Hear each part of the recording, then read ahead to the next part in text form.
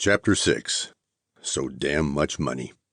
In the summer of 2002, the film director Cameron Crowe found himself staring out of a bus window at the landscape of Kentucky.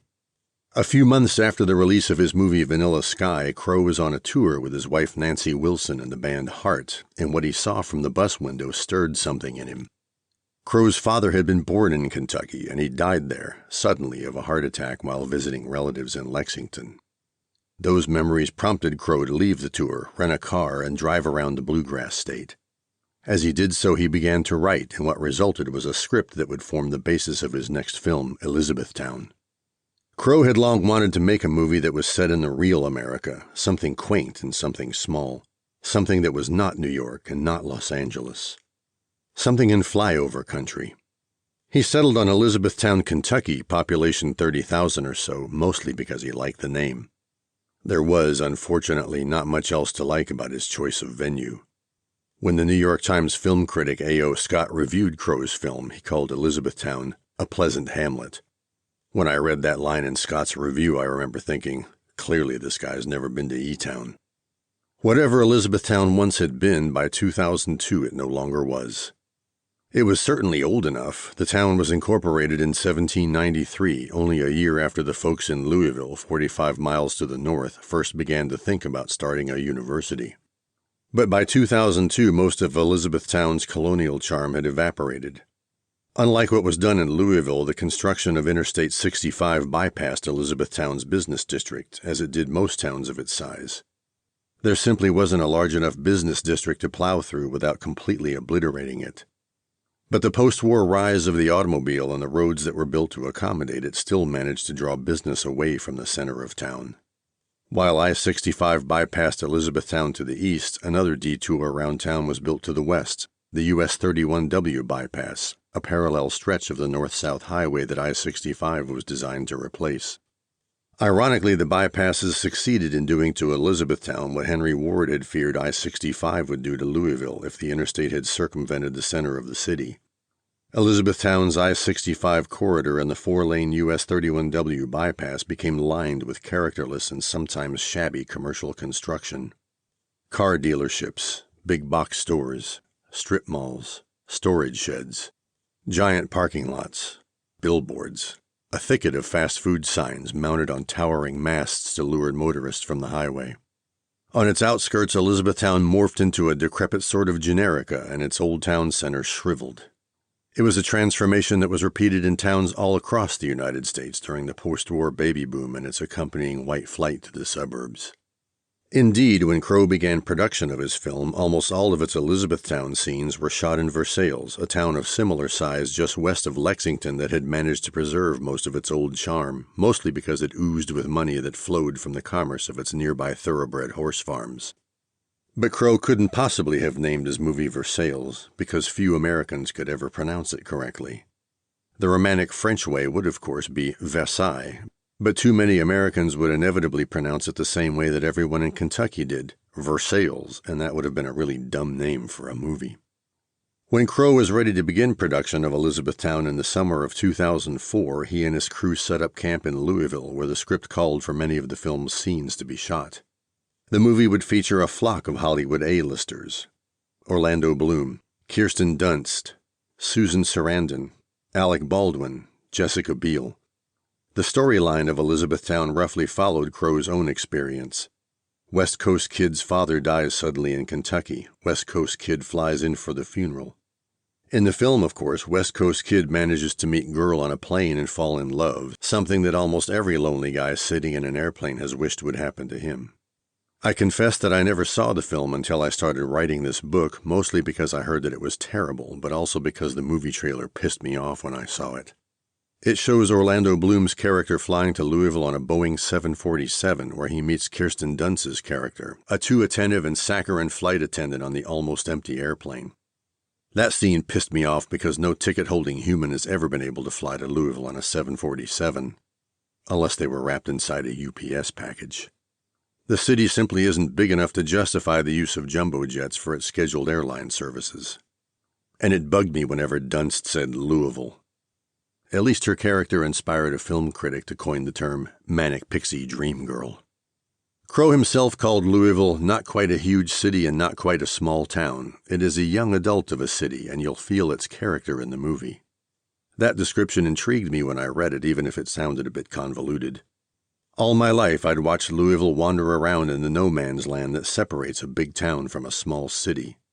And if it really was a young adult, in that early part of the 21st century, Louisville was still struggling with the challenges of a difficult puberty. And none of us knew then how difficult its emergence into young adulthood would turn out to be. In a few of Elizabethtown's Louisville scenes, Crow chose to film in an area along Market Street, an east-west thoroughfare that runs through downtown a few blocks from the Ohio riverfront. He did so because there was a bit of architectural charm to be found there. Some of Market Street's buildings were among the oldest in the city. The area was bound on the east by a neighborhood called Butchertown, where stockyards and slaughterhouses were built in the 19th century. Rows of Federal-style and Victorian buildings were constructed along Market Street. When the landscape architect Frederick Law Olmsted developed Louisville's park system, he even incorporated 2 small green spaces into Market Street's architecture, but those were eventually paved over by road expansion. In the 19th and early 20th centuries, Market Street was lively with commerce, and for entertainment, impromptu horse and goat races were held there.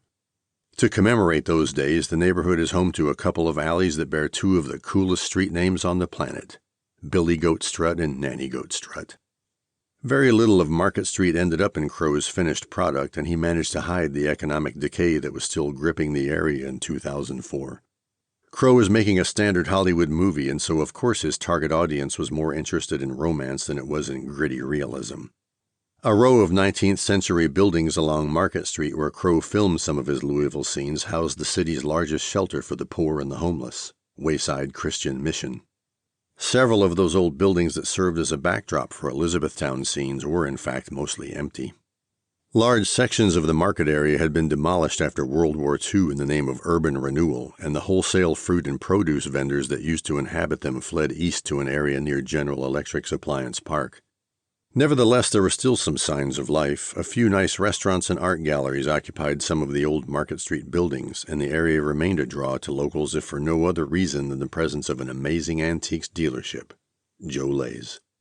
Joe was an orphan kid from Louisville who learned early on to grab whatever other people didn't want, clean it up, and sell it. He eventually made enough money to buy a magnificent old 4-story building on Market Street that once housed a girls' school. Attached to the main building was an annex where treasure hunters could find memorabilia from the entire history of Louisville. Parts of old carousel rides from the West End's defunct Fountain Ferry amusement park. Furniture, toys, doors, windows, fireplace mantles from almost every old torn-down house in the city. Collectors from all around the country came to Joe Lay Antiques because they could find just about anything there. TGI Fridays cluttered their restaurants with his stuff. I still have an Edison cylindrical record that I bought from Joe. It's a recording of a song called Blue Feather by the duo Ada Jones and Walter Van Brunt. The internet's told me that it was recorded in 1909.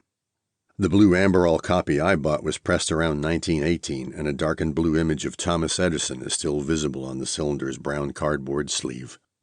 The production of Elizabethtown drew crowds of spectators, but when the film crew packed up their gear and moved on in the late summer of 2004, the merchants of Market Street were left to ponder an uncertain future. In the 1990s, Joe Lay had helped to form an association for Market Street businesses. He had done so mostly out of necessity. Crime in the area was sometimes so bad that he had to hire guards to escort his customers to their cars. By the time of Crow's film, the area had improved significantly, but large numbers of poor and homeless people, drawn to Wayside Christian Mission, still presented a problem for the area's development. Poverty, homelessness, and gentrification have somehow never managed to peacefully coexist. In spite of that, the Business Association succeeded in kickstarting a Market Street renaissance, and by 2006 more restaurants, shops, and art galleries were beginning to take up residence along Market Street. The neighborhood was becoming, in a very Louisville sort of a way, a kind of a mini Soho. The Business Association even adopted a Soho-like portmanteau, Nulu. Eventually, the city and local businesses organized a once-a-month street party to promote Market Street commerce. The first Friday gallery hop offered visitors free shuttle bus service, and galleries extended their hours late into the evening. It was a bifurcated event. The shuttle bus service operated along most of the length of Market Street, but in the center of the city, the route disappeared under I-65 and into its cavern of an overpass. During the gallery hops, the area of Market Street east of the overpass came alive with foot traffic, but hardly anyone wanted to venture to the few businesses that operated west of the highway. After our primary campaign ended in May of 2006, Tyler Allen and J.C. Stites arranged to set up an 8664 gallery on Market Street. Tyler knew a guy who owned a partially renovated building there, and the guy offered us the use of an abandoned storefront. Tyler owned a printing company, so he erected a giant oval sign with the 8664 logo above the entrance. Inside he hung large posters, some showing 8664's vision for waterfront development, and another showing an artist's concept of the Bridges Project's frightening giant flying spaghetti monster redesign. When it opened, the 8664 gallery had a sort of a shabby chic vibe to it. Exposed seam pipes, walls covered with peeling white paint, large picture windows that made the space light and airy. We resolved to join the Market Street Gallery Hop and to host parties for 8664. We were going to draw large crowds into the gallery and sell them on the 8664 vision for Louisville. We were naive fools. On the first Friday of June in 2006, the 8664 gallery held its grand opening. J.C. Stites was there, but Tyler Allen couldn't make it. Ironically, he was on his way back from a city planning conference in Providence, Rhode Island. It was a nice warm evening, and crowds for that month's Market Street Gallery Hop were good. Another large crowd was busy attending a Louisville Bats baseball game at nearby Slugger Field, a beautiful new stadium for AAA baseball that had opened in 2000. Unfortunately, squatters can't be choosers, and the 8664 storefront was 2 blocks west of the cavernous I-65 overpass. No one came into our gallery. Open-air trolleys loaded with visitors kept trundling past, but none of them stopped. Finally, J.C. walked outside and flagged one down. He talked to the driver for a minute or so while the trolley passengers sat waiting. They looked passive and bored, and none of them disembarked. When J.C. came back inside, he told me that the trolley drivers had been instructed not to stop in front of 8664. "Gotta be the mayor's office," J.C. muttered. He was probably right, I thought. And if he was, then the order could only have come from Mayor Jare himself. Mayor Jare was, of course, Jerry Abramson, the long-time and wildly popular mayor of Louisville. The guy on the float who'd given me the "Am I supposed to know you" look at the pre-Derby Pegasus parade. Jerry was known as Louisville's Mayor for Life, a term that WHAS's Terry Miners was especially fond of using. By 2006, Abramson had been in office for the better part of 20 years, save for a single term when he decided to take a break. After Louisville and Jefferson County merged, Abramson became the first mayor of the newly created Louisville Metro. Louisville loved Jerry. Jerry loved Louisville. But Jerry did not love 8664. Like most Louisvillians, over the years I'd had a few random encounters with the Mayor for Life. Elevators, sidewalks, even once in the terminal at National Airport in D.C. long before it was renamed for Ronald Reagan. Whenever I ran into the mayor, I forced him to engage me in a brief conversation, and he was always good-natured and affable. But I sometimes detected a bit of an imperious air about him. Not Gene Snyder imperious, mind you, but there was nevertheless a subtle hint of haughtiness in Jerry's persona. He really was the king of Louisville, and he knew it. As I talked to him, I could almost hear the words churning in his head. They were saying, "I want this peasant to be gone from my sight." Abramson was popular in part because of the good things that had happened to Louisville on his watch. While Jerry was mayor, UPS greatly expanded its air freight operations in Louisville, and scores of new jobs were created. A long-proposed green space known as Waterfront Park, wedged into 85 acres that were bounded by I-64, I-65, and the Ohio River, was finally constructed during Abramson's first term. He supported and expanded the city's participation in Operation Brightside, a large-scale beautification effort. He worked to expand the parklands in the Louisville Loop, a beautiful linear park and bicycle path that runs around the outskirts of the expanded city and across the Ohio River into southern Indiana. By several measures, Louisville became a better city during Abramson's long tenure. But removing elevated highways from its most valuable real estate didn't fit Jerry's definition of better. We could only speculate as to why. Perhaps there was a bit of not-invented-here syndrome at play. Or maybe Jerry was afflicted with the same disease that had clouded Henry Ward's judgment all those years ago when planning for I-65 was underway. In any event, Jerry enthusiastically embraced the Bridges Project and its giant flying spaghetti monster redesign, and he aggressively attacked anyone who dared to question its value to the city. During one chance encounter with Tyler Allen in a shopping center parking lot, the mayor for life berated the 8664 co-founder. "You," he hollered at Tyler, "someone without a full-time job, with too much time on his hands, tilting at windmills. You know that this is never going to happen, don't you?" Tyler was unfazed. "Someone without a full-time job," he told me later with a smile. Tyler was able to do what he did because he worked his ass off. Apparently, the mayor for life had never run a small business. In 2006, Abramson was running for re-election, and there was no doubt that he'd slaughter any hapless opponent who dared to rise up and challenge him, but he ran a credible campaign anyway.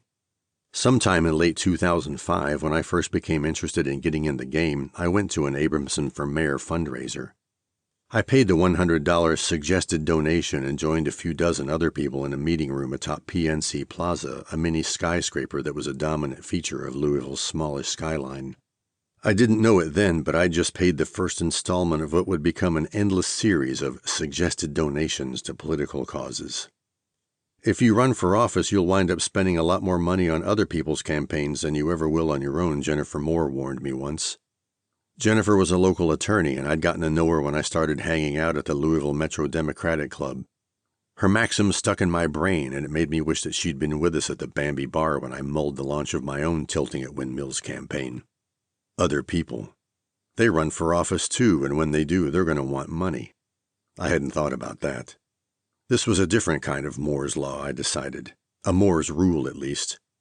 When she told me that, neither of us could have imagined that one day she'd be urged to become an exception to her own rule. When I got to the Abramson fundraiser, I tried to do what I'd always done whenever I encountered Jerry, and that, of course, was to force him into a brief conversation. But at this event, he was almost constantly surrounded by a gaggle of people. My only real chance came when I saw him take one well-dressed 50-something man aside for a little one-on-one talk.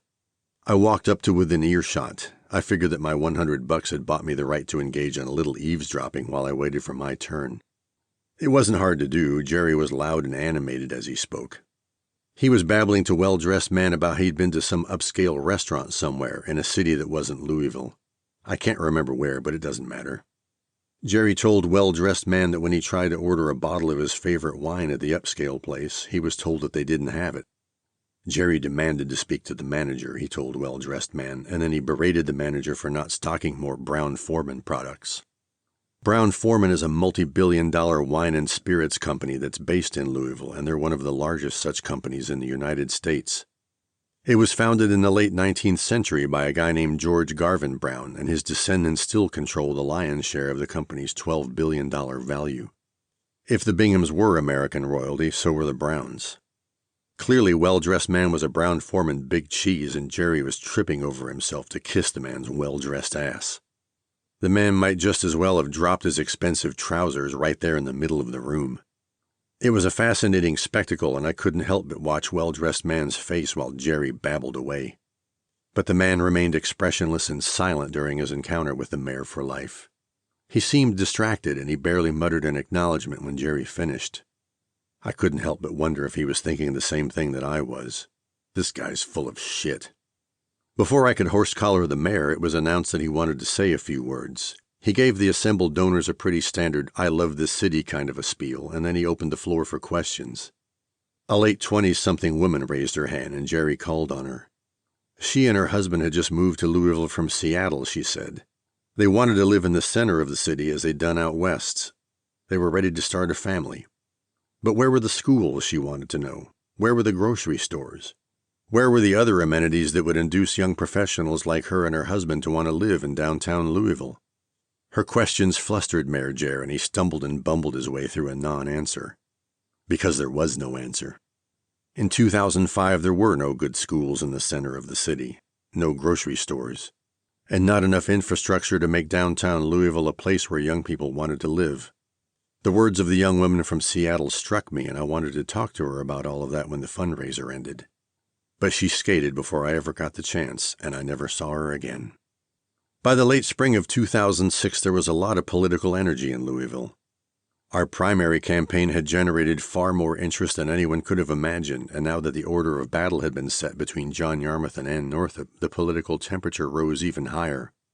John was most certainly an underdog, but everyone sensed that he had a real chance to end the decade-long reign of Queen Anne. Louisville was, after all, the center of an historically swing district. Yarmouth and Northup were meeting in a midterm election during an unpopular war conducted by an unpopular president. But after 5 consecutive terms, Northup had amassed a very large war chest in her bid to make it 6, and she had the full backing of hometown boy Mitch McConnell. About a week after the 86-64 trolley hop flop, I wandered into John Yarmouth's campaign office for the first time. He'd rented some space in a clean and spacious blockhouse building that sat on the edge of Butchertown, not far from the eastern end of Market Street. I was a bit deflated because John had decided to shit-can Dan Borsch as his campaign manager. Dan was fine for our minor league season, John had been advised, but now that he'd been called up to the majors, he needed someone with big league experience. I understood the rationale, but it still made me sad. It made Dan a little mad, but he got over it. Dan was not the kind of guy to hold a grudge. Entering Yarmouth's office was the first time I'd ever seen what a real campaign operation looked like. There were a dozen or more young volunteers running around, some of whom I'd met, but most were people I'd never seen before. There were piles of papers everywhere, big maps on the walls. In a corner, hunched over a hot laptop, sat Jeff Noble, another guy I knew from the Metro Democratic Club. When it came to politics, Jeff was old-school Louisville, and he knew the personalities of just about every precinct in the city.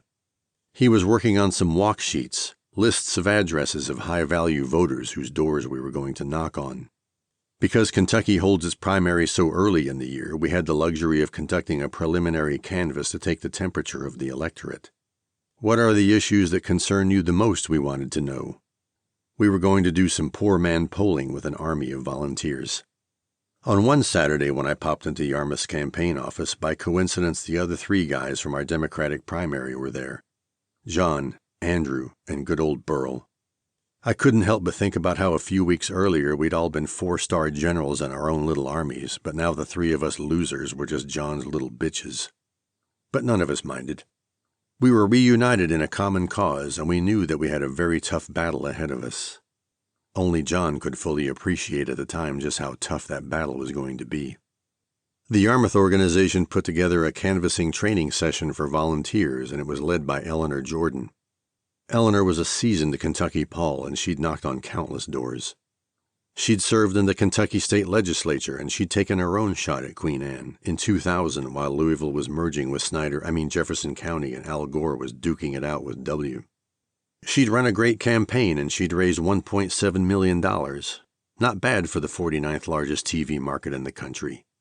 She'd gotten Bill Clinton's attention and his endorsement. A whole host of Democratic heavyweights came to town to sing her praises. She was the first African American from Kentucky ever to run for a federal office.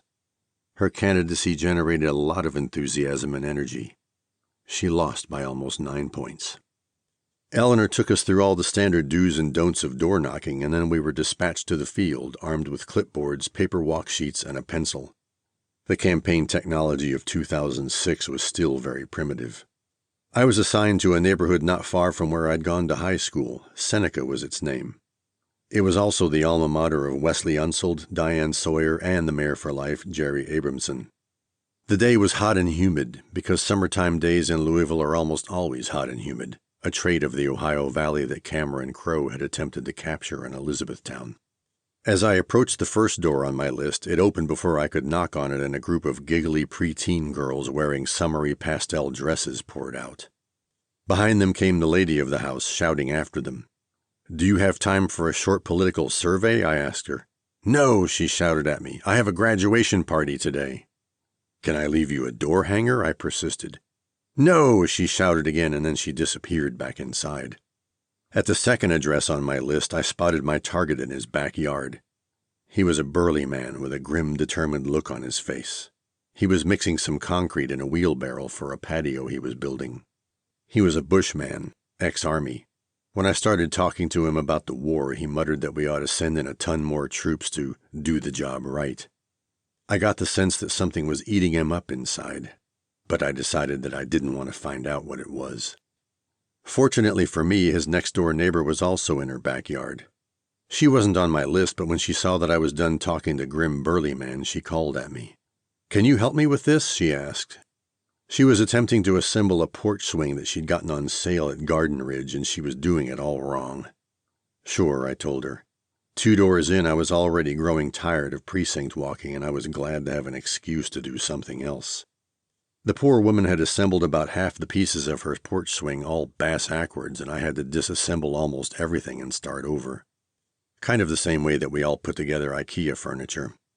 I spent about 45 minutes in her backyard, but when I left, she had a properly assembled porch swing, and she was very happy. I cannot adequately describe what a pain in the ass it is to knock on doors. There's frustration, there's fatigue, there's boredom. There are some interesting moments, but they are few and far between. There are also some scary moments. Most of the time, when you ask people what their top issues are, they'll give you a blank look. You make suggestions. Healthcare? Yes, healthcare, they'll say. The war? Not so much. If they do volunteer an answer, it's almost always something like, "Fix the economy," because the economy always needs fixing. One time a Republican woman asked me, "What's your guy's position on stem cells?" "Well, I'm not sure what his position is," I told her, "but I can find out and get back to you." "He a Republican or a Democrat?" she asked. "He's a Democrat," I told her. "Humph," she grunted, and that was the end of our conversation. It didn't take me long to realize that I wasn't cut out for this kind of ground-pounding work. I was far too lazy. Nevertheless, my career as a door knocker and campaign canvasser would last for over 2 years. It began in Louisville with our congressional campaign in that spring of 2006, and it would end in Columbus, Ohio with the presidential election of 2008. In between, I knocked on thousands, no, hundreds. Look, I knocked on a lot of doors, okay? Enough to put together this composite sketch in the approximate format of a training manual checklist that describes what the average door-knocking experience is like. 1. Get precinct assignment, drive to assigned neighborhood. Assess that it's a subdivision of middle-class houses that were built sometime in the 1970s, or maybe the 80s. 2. Find a place to park on a street that looks like it's near the middle of the area where you have to walk, because you're going to want to come back to your car to rest once in a while. 3. Make sure not to let tires run over those stupid concrete pyramid things that people put near the edge of the street to protect their crabgrass farm of a front yard. 4. Walk down middle of street because there are no sidewalks. Reflect on the fact that urban planning was a myth in 1970s America, and in 1980s America, and that in too many places, it's still a myth. 5. Step over plastic children's toys that are scattered in front yard. Walk up crumbling concrete steps to front door. 6. Locate plastic doorbell and estimate that it has been yellowing and baking in the hot sun of at least 25 summers. 7. Press plastic doorbell, which immediately disintegrates into a million pieces because it's been yellowing and baking in the hot sun of at least 25 summers. 8. Try to reassemble as many pieces of doorbell as possible. Do an adequate job and hope that the wind doesn't blow too much while you're there. 9. Wait a suitable period of time before knocking on storm door just in case the disintegrated plastic doorbell actually worked when you pressed it. 10. Knock on storm door. Immediately hear the bark of a dog from somewhere near the back of the house. Assess that the bark belongs to a very large dog. 11. Hear the bark of another dog, and then another. Determine that there are at least 3 very large dogs that inhabit this house, and that they are all now snarling and barking and scratching just inside the front door. 12. As inner door opens, observe a late 20s or early 30s-something woman dressed in a pink tracksuit. Note that there are words stitched on her hoodie and down the front legs of her sweatpants, but you can't make any of them out because she's hunched over, trying to collar 3 large dogs whose singular desire has become the fulfillment of your destiny to die a horrible death. 13. Observe that the leader of 3-dog pack is repeatedly pounding his muzzle against the door window and smearing it with his big dog slobber. Realize that the only thing now protecting you from instant shredded death is a thin sheet of clear plastic hung on a storm door from Home Depot. 14. Over the sound of barking, ask tracksuit lady if she plans to vote in the upcoming election. Hear tracksuit lady respond that she doesn't vote, but that she thinks her boyfriend does. Watch her turn her head and yell, "Maynard!" N.B. I have never actually met anyone named Maynard. But I've met plenty of guys who should have been named Maynard, and so for the purposes of our composite sketch, this guy's name is Maynard. 15. Observe Maynard arrive at front door. Feel relief that tracksuit lady has finally managed to drag 3-dog pack a few feet away from the door to make room for Maynard. 16. Assess that Maynard has probably been drinking beer and playing Call of Duty for at least the last 6 hours. 17. Ask Maynard if he's planning to vote in the upcoming election. Hear Maynard say, "Aw man, I'm just trying to live my life." 18. Thank Maynard and tracksuit lady for their time and apologize for the interruption. Observe that the leader of 3-dog pack, while being dragged away, casts one last glance over his shoulder at you. As he recedes into the darkness at the back of the house, read the expression on his face and determine that he is saying, in big dog language, "Next time you are my meat, friend." Resolve that there will not be a next time. 19. Before Maynard closes in her door, think to ask him how long he's been living there. Determine from Maynard's responses that the high-value voter you were sent to interview moved away 3 years ago and apparently sold his house to a guy who's now renting it to Maynard and tracksuit lady. Make note on walk sheet and hope that someone in campaign office notices. It's been a long time now since I knocked on my last door, but other than the adoption of digital walk sheets on smarter smartphones, I imagine that not a lot has changed when it comes to the basics of canvassing. And because of advancements in technology, maybe it's an even bigger pain in the ass now than it was then. As the summer of 2006 wore on, I did as much work for the Yarmouth campaign as I could, but I also stayed involved in a few of the causes that had resonated with me during my own campaign. Besides 8664, I stayed close to a couple of other organizations that I'd gotten to know while I was busy tilting at windmills. I got myself elected to the board of CART, the Coalition for the Advancement of Regional Transportation, the group that had organized the debate where Republican operatives recorded me making goofy faces. The group's name made it sound a hell of a lot grander than it really was. CART was little more than a motley collection of car-hating hippies and a few like-minded cyclists. But they were all nice guys. We met once in a while at a ramshackle bike shop in Crescent Hill, another one of Louisville's hippy-dippy neighborhoods, mostly just to bitch about the dangers of vehicular traffic. My real motive for joining their board was to persuade the CART folks and their cronies to join forces with 8664 and help us to lobby for construction of only the East End Bridge and the development of better public transportation options. But the CART guys were so anti-car that they refused to endorse anything that promoted any kind of road construction. It was a bit exasperating. Since the RT in CART stood for regional transportation, the group was at least in favor of developing a light rail system for Louisville.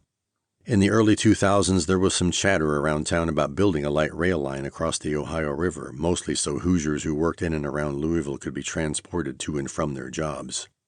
There were even rumors that Mitch McConnell supported the idea, but he was keeping mum because Ann Northup opposed it. A lot of Republicans really hate trains. I went with the 8664 and the CART guys to as many transportation planning meetings as I could. If the 8664 movement was to have a chance, we were going to have to be as grassy as grassroots could get. We needed scores of the disenfranchised masses to get on our side and put pressure on their elected officials. But marching down streets and banging on pots wasn't going to be enough. And it was tough to generate a lot of enthusiasm for public transportation. Like Tyler Allen was fond of pointing out, a lot of people who said that they favored public transportation only did so because they wanted the other guy to use it. People in cities like Louisville just wanted to drive their own cars. What the hell is single-payer healthcare anyway? That was a question that I started hearing a lot around 2006, including from some pretty well-educated friends. I couldn't blame them for being confused, because I was too. Single-payer is a dumb term, and even when people understood that it basically meant the government, it was still difficult to grasp its full implications. Was the government really going to pay for all of our health care costs? Didn't that mean that we poor dumb taxpayers were actually going to pay for it because we were the engine of government? It was a complex issue with complex questions and even more complex answers, and I did my best to learn as much about it as I could during our Democratic primary. I had no idea then how complex the issue was about to become. 2 years after I watched him play saxophone at the Tennessee inaugural ball, Bill Clinton raised his hand during a State of the Union address and waved around a universal health card. There was going to be a Clinton health care plan, he announced, and it would aim to provide health care coverage to all Americans. First Lady Hillary Clinton would lead a task force of health care experts and develop it. Clinton healthcare would reduce costs and improve access to medical services for everybody. It sounded too good to be true. It was. The health insurance lobby immediately pounced on Bubba and riddled his little healthcare card with bullet holes. Bubba's dream went down in flames. When Clinton first waved around his little card, I rolled my eyes. Dream on, dude, I remember thinking. No one was going to buy into this. I certainly didn't. At the time, I still had a nice, cushy corporate job with an excellent healthcare plan. I'd busted myself up skydiving once and was hospitalized for 10 days, and it hadn't cost me a thing. I was just fine, and I didn't give much thought to the poor huddled masses who weren't. But when I quit the corporate life and started my own little company, I was confronted with a new and very different reality. I knew that I needed health care coverage. Even though I was still relatively young and healthy, I had to acknowledge that it was too risky to go without health insurance in a country like the United States. And we had employees. Those pesky employees wanted health care coverage too, and I was determined to provide it. If I was going to do the small business thing, I decided I was going to try and provide at least some of the benefits of a real company.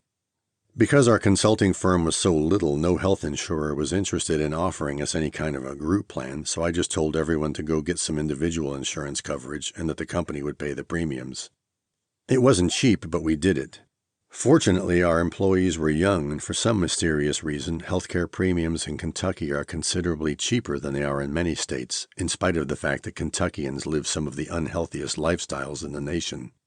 It wasn't hard to understand the unhealthy part. Kentucky is, after all, best known for cigarettes, whiskey, fried chicken, and pari-mutuel betting. Oh, and cheesecake factories, and other kinds of fat-ass food factories. The running joke in Kentucky, among some of us at least, went, "Thank God for Alabama and Mississippi, or we'd be last at everything." By 2006, Clinton's long-abandoned goal of universal health care was finally being talked about again in a serious way. Healthcare premiums were getting hideously expensive, even for big companies. We were certainly feeling the wallet drain in our little company, and so the subject was of particular interest to me. When I ran for Congress, I started hanging out with a group known as Kentuckians for Single-Payer Health Care. The head of the group was Dr. Garrett Adams, who was also the head of an organization called Physicians for a National Health Care Program. Garrett was a retired pediatrician and a former Johns Hopkins guy. During our campaign, I had a few hallway debates with him about the merits of single-payer health care. I had my suspicions, but Garrett convinced me that single-payer was the only way to go. It wouldn't be perfect, but it would be infinitely better than the current stupid system that locked out too many sick Americans. And maybe it would help benefit small businesses like mine. Just before my first visit to Yarmouth's campaign office, I wandered into Calvary Episcopal, the church where my buddies Terry and Martha had gotten to know Burl Farnsley. Calvary's home is a beautiful 19th century Gothic-style church building in downtown Louisville. Kentuckians for Single-Payer Healthcare were hosting a forum there, and Garrett Adams was going to give a speech in the cavernous church sanctuary. By then I pretty much knew his spiel, but I still wanted to hear what he had to say.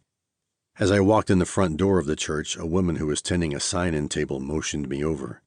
"Can I ask you a personal question?" she asked. "Sure, why not?" I told her.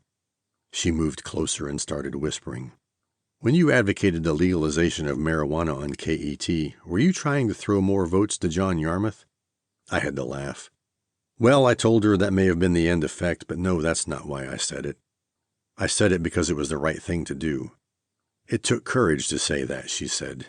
"It took something," I said back, but I still wasn't sure what the something was. In his speech, Garrett Adams talked a lot about the problems with private insurance for individuals.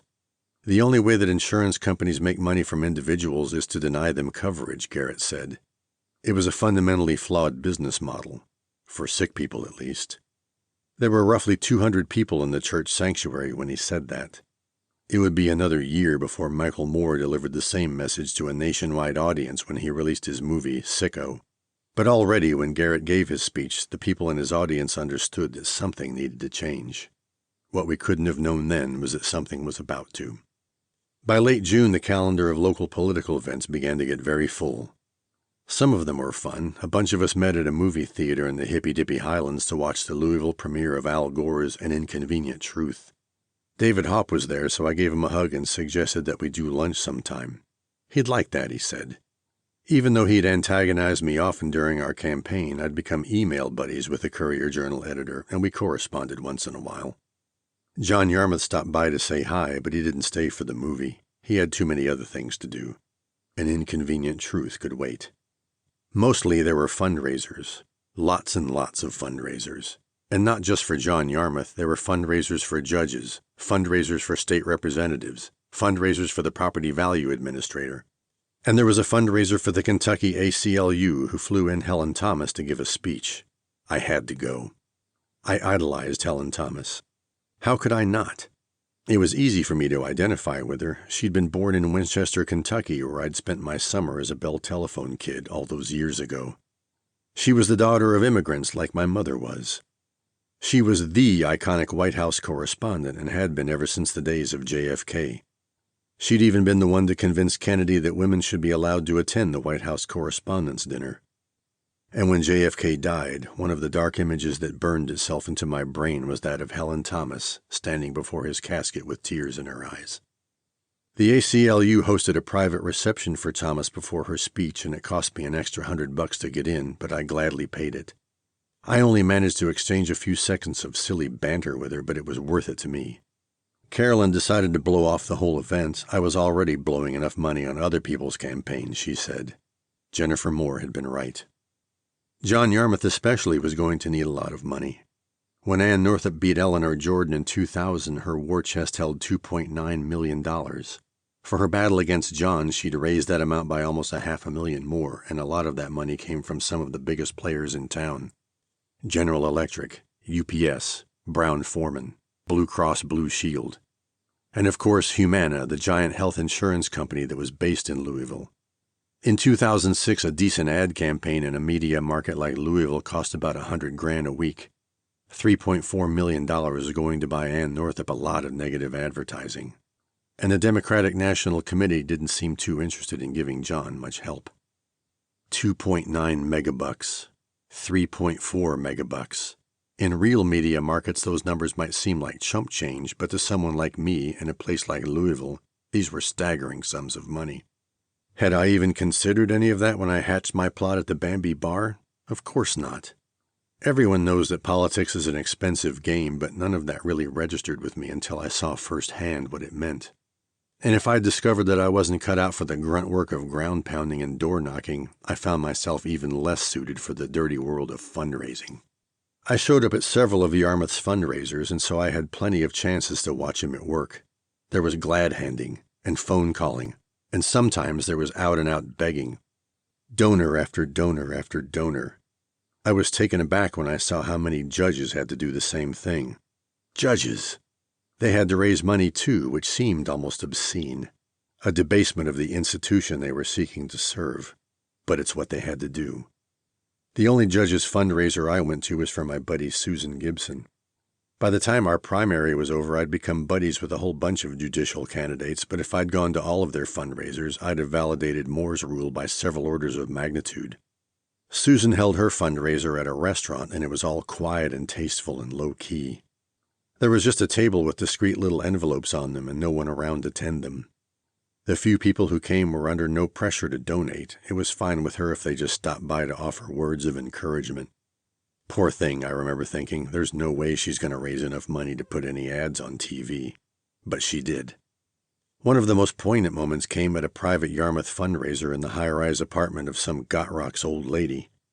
We were in her living room, and John was apologetic and even a little tentative as he tried to describe to her and her Gotrock's friends the kind of pressure he was under. He was new to this thing too, and clearly the onerous process was getting to him. Here's this multimillionaire, I remember thinking, who's frantically trying to raise enough cash to do battle with another multimillionaire, and all of us are caught in the middle. I understood then that this was something I could never do. It wasn't a matter of pride or principle, but I realized that this kind of fundraising required a few strands of DNA that I simply didn't possess. I found myself much happier just hanging out with my grassroots buddies and doing grassroots things. Maybe our work was only a sideshow, but it was fun, and it did manage to get the attention of the enemy camp. Mike Bailey from Democracy for America started working with the Move On folks, and together we staged some big oil gas station protests. A gallon of gas in 2006 was going for a little over $2.50, which was a lot for a place like Louisville. We were going to make it look like it was all Ann Northup's fault. She was in bed with Big Oil, we were going to yell. She wasn't really. ExxonMobil had tossed 11 grand her way, but they did that for just about everybody. But we weren't going to let that stop us. Move On was, of course, a national organization formed in the wake of the Clinton-Lewinsky scandal. Nothing to see here, folks. Move on. They wanted to paint the GOP as the Grand Oil Party, and that was a pretty easy paint to apply. Move On gave us some seditious literature to hand out and big red foam hands to wave around. Caught red-handed in Big Oil's cookie jar. We held our first demonstration at a Speedway gas station on Brownsboro Road in northeast Louisville, not far from the wealthy enclave of Prospect. Mike had cleared the event a day earlier with the station manager, but there was a different manager on duty when we arrived, and our presence gave him a case of the ass. He called the cops.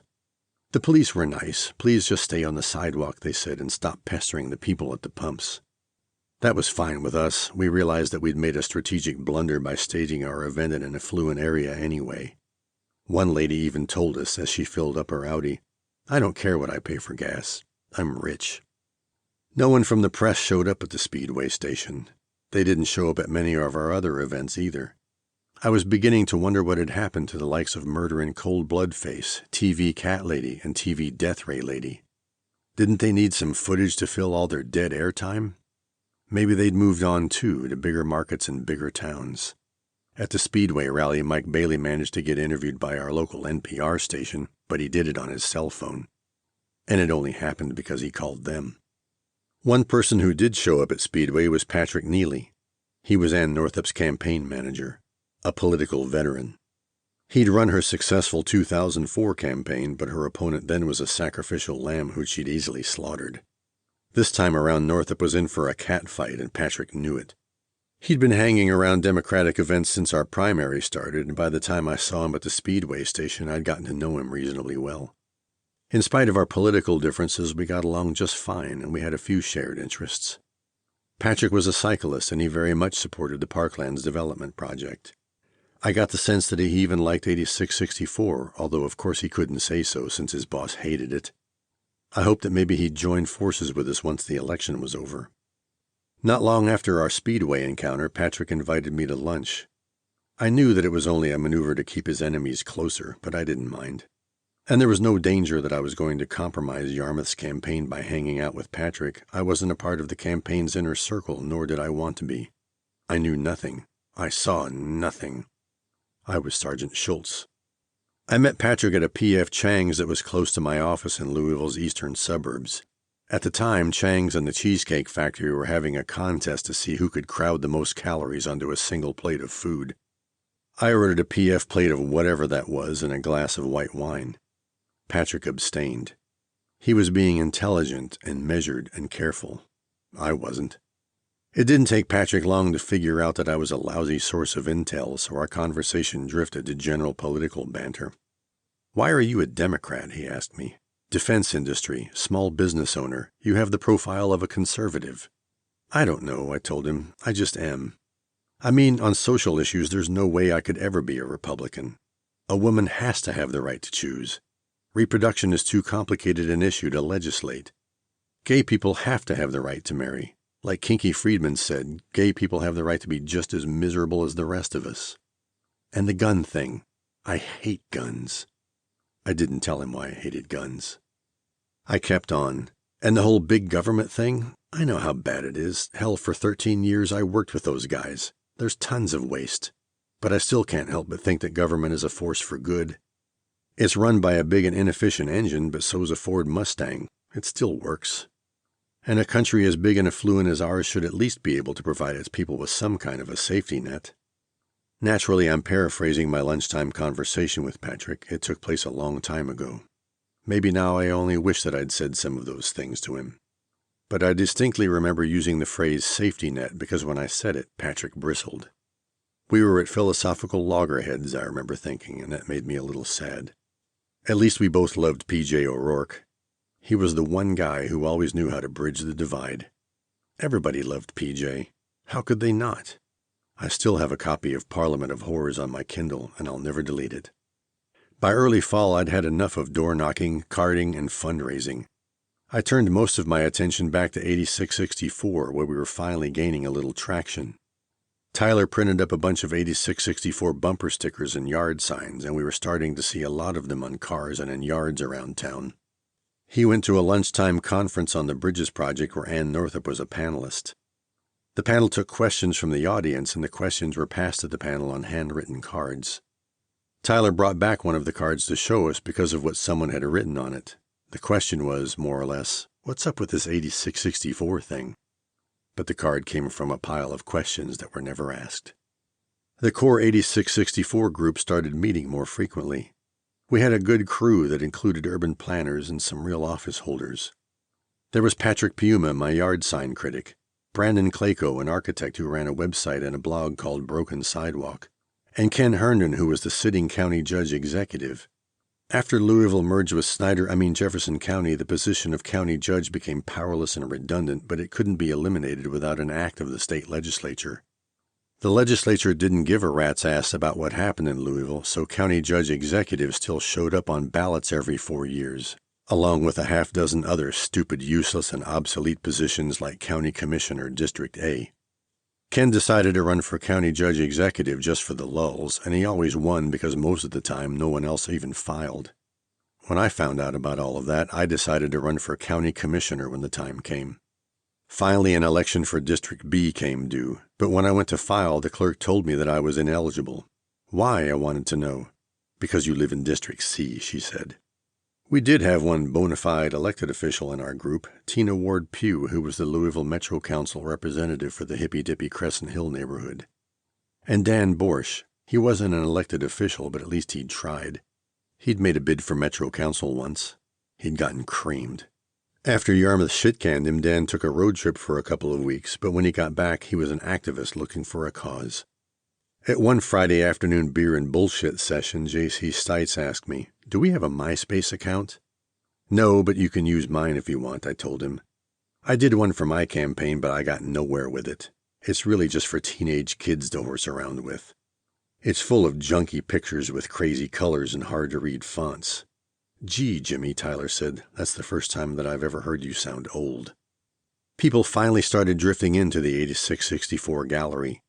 We scored some trolley hop successes due in large part to the efforts of Inka Weisbecker, the German from Berlin who had been one of my campaign volunteers. Even though she wasn't from Louisville and she wasn't going to stay after she finished her Ph.D., she was an enthusiastic supporter of the 8664 cause, and she poured tons of energy into promoting our gallery hop events. Inka poured tons of energy into everything that she did. She helped some of our other young volunteers to do the same. There were notices on bulletin boards, email distribution lists, chatter on social media sites like Louisville Mojo and MySpace, and more chatter on the new thing called Facebook, where everybody seemed to be signing up. Sometimes we hired musicians to draw visitors into our gallery, a guy with a guitar and a bar stool. One time one of the musicians I'd booked came to me during a gallery hop and he was upset. No one was listening to him, he complained. "They're not here to listen to you," I told him. "You're here to get them in the door and to play a little background music while we talk to them about 8664.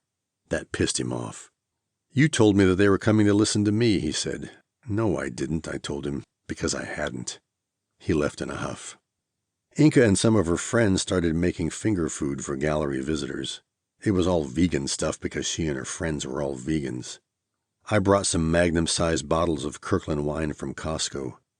Once, to defray expenses, we decided to put a tip jar on the counter, but while we weren't looking, a bum came in and stole it. Another time a fuse blew because of somebody's crock pot.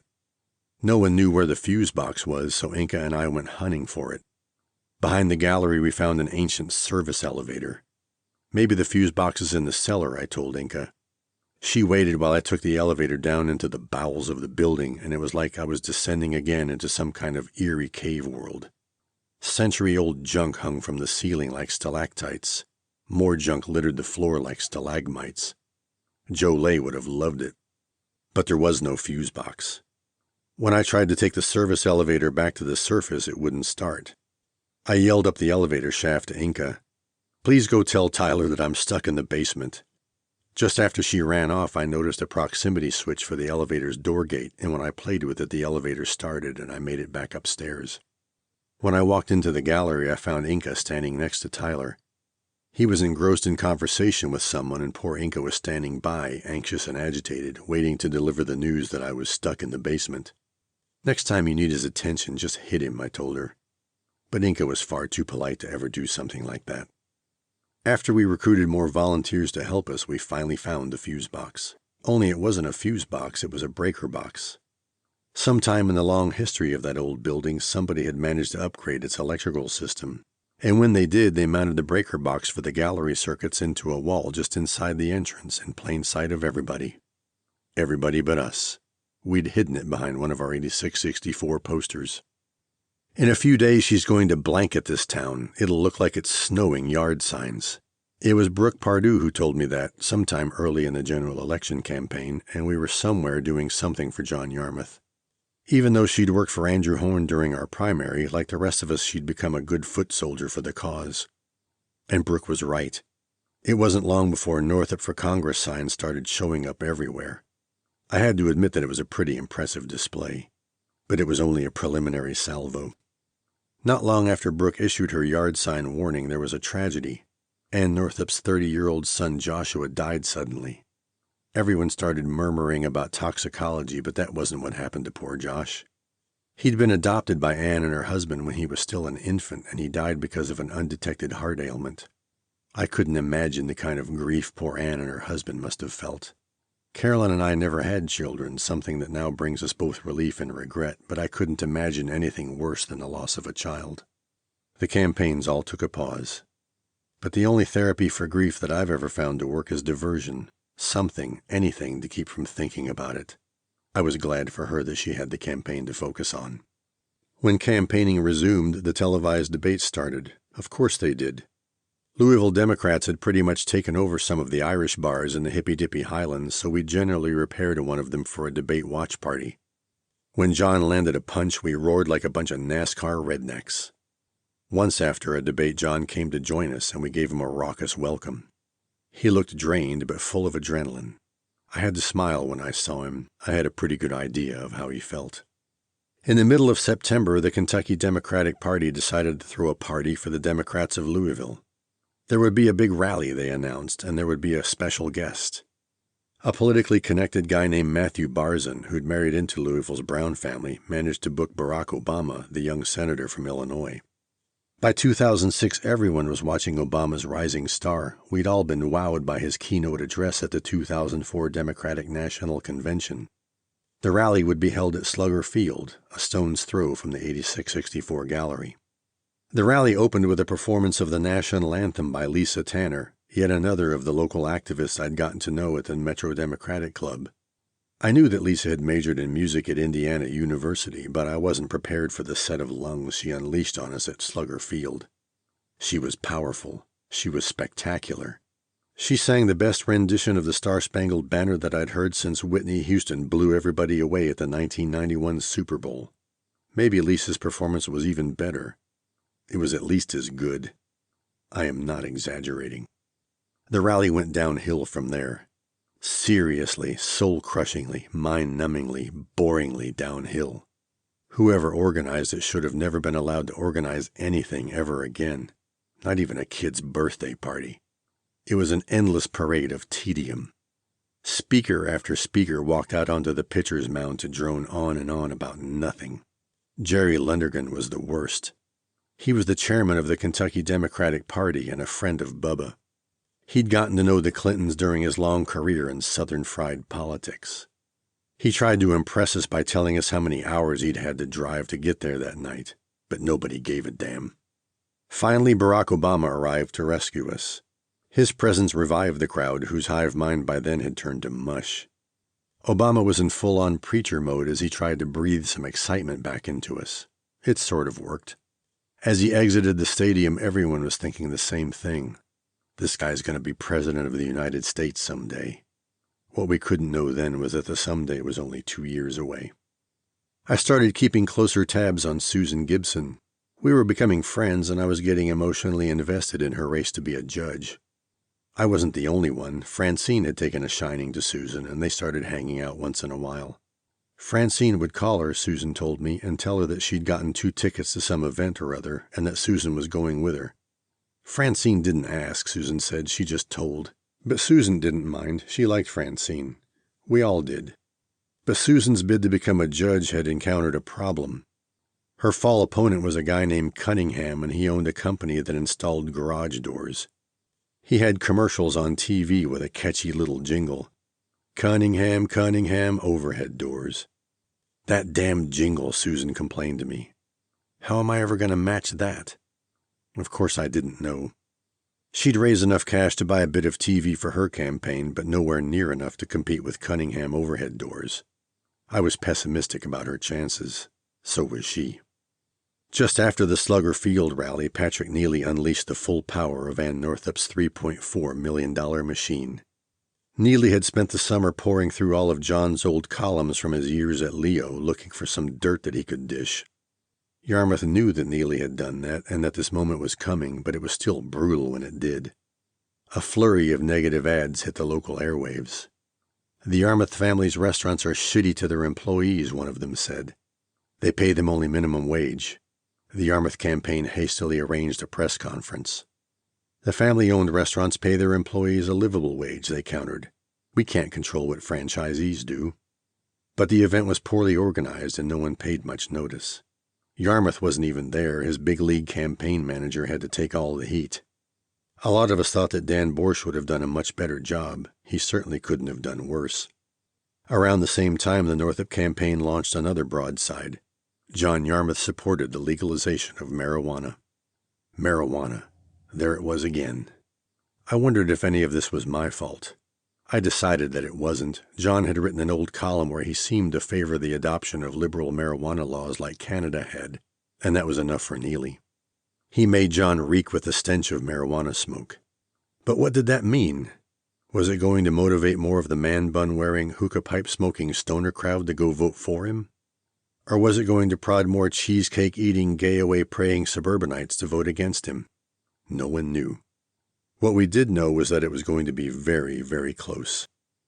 On Election Day, I spent an hour or so standing at a big intersection in the east end of town, close to our office, waving around a Yarmouth yard sign.